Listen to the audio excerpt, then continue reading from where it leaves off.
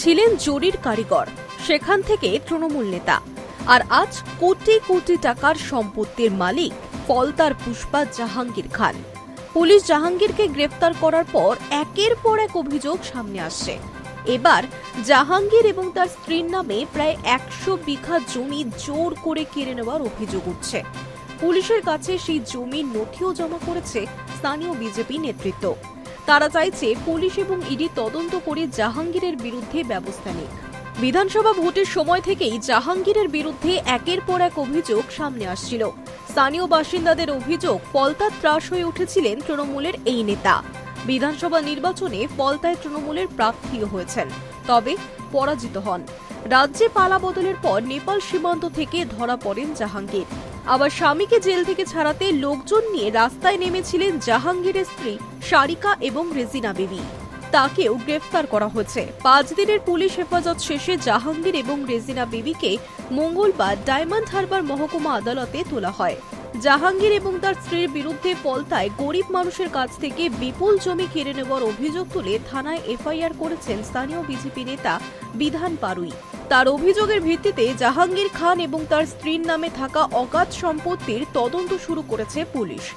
জাহাঙ্গীরের নামে 4টি এবং তার স্ত্রী সারিকা ওরফে রেজিনা বেবি সহ পরিবারের সদস্যদের নামে 34টি সম্পত্তির নথি তুলে ধরেছে পুলিশ এবং ইডির কাছে লিখিত অভিযোগ জানিয়ে তদন্তের দাবি তুলেছেন বিধান পারুই, যার মধ্যে বেশ কিছু ভুয়ো সম্পত্তির হদিশ মিলেছে বলে পুলিশ সূত্রে জানা গিয়েছে। কি বলছেন বিজেপি নেতা বিধান পারুই? জাহাঙ্গীরের কীর্তি তুলে ধরে বিজেপি নেতা বিধান পারুই জানিয়েছেন, ক্ষমতার অলিন্দে থেকে রাতারাতি কিভাবে কোটি কোটি টাকা মালিক হলেন জাহাঙ্গীর খান, তা নিয়ে 2022 সালে অভিযোগ হয়েছিল। দক্ষিণ 24 পরগনা জেলা শাসকের কাছে জাহাঙ্গীরের বিরুদ্ধে 200 কোটি টাকার অভিযোগ জানানো হয়।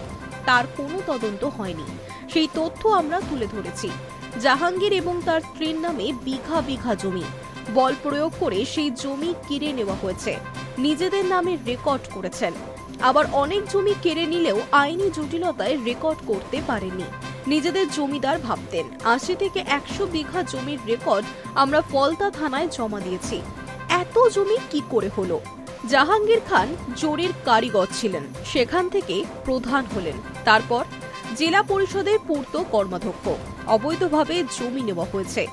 ইডি এবং ফলতা থানাকে তদন্ত করে ব্যবস্থা নেওয়ার আবেদন জানিয়েছি। রাজ্য সরকার একদিন আগেই বিধানসভায় গুন্ডা দমন বিল পাশ করেছে। সে কথা উল্লেখ করে তিনি বলেন, জাহাঙ্গীরের 3 তলা বাড়িটাও অবৈধভাবেই হয়েছে, সেটাও জানিয়েছি।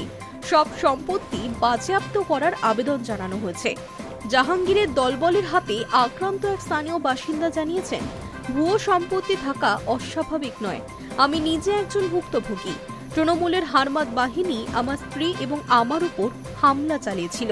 সেই সময় প্রশাসন কোনো তৎপরতা দেখায়নি, বেশিরভাগটাই জোর করে নিয়েছেন। আমরা জানি পুলিশ ঠিকমতো কাজ করলেও তাদের নামে আরও সম্পত্তির হদিশ পাওয়া যাবে। I news network.